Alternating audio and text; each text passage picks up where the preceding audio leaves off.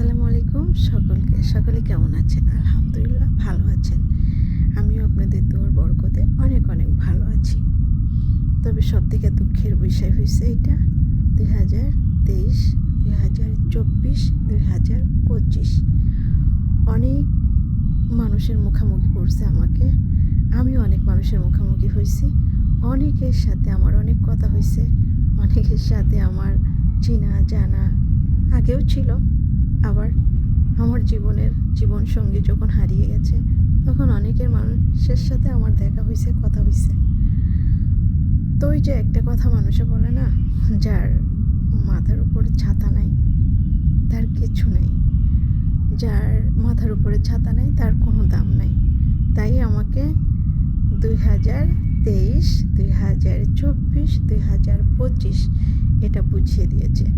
যারা আমার দুঃখে দুঃখী হয়েছো তোমাদেরকে ধন্যবাদ, যারা আমার সুখে সুখী হয়েছো তোমাদেরকে ধন্যবাদ। আমার একটু সুখের জন্য আমি যাদের কাছে গেছি তারা আমাকে দূর করে তাড়িয়ে দিয়েছো, তোমাদেরকেও ধন্যবাদ। যাদের কাছে আমি সহযোগিতার জন্যে হাত বাড়িয়েছি তাদেরকেও ধন্যবাদ। সবাইকে ২০২৫কে বিদায় জানিয়ে ২০২৬কে বরণ করে নেওয়ার জন্যে যারা আসো, আমাকে দুঃখ দেওয়ার জন্যে ধন্যবাদ। আমারকে যারা আমার সুখ দেখে যারা আমাকে ক্রিটিসাইজ করছো তাদেরকেও ধন্যবাদ। সবাইকে বলি, কারোর সুখে সুখী কারোর দুঃখে দুঃখী এটা কোনো কাম্য না। তবে আমি মনে করি যে অসহায়ের পাশে দাঁড়ানো এটা হয়েছে সবার একটা নৈতিক দায়িত্বের মধ্যে পড়ে। আমি যদি কোনো ভুল বইলা থাকি সেটার জন্য ক্ষমা প্রার্থী, ক্ষমা করবেন।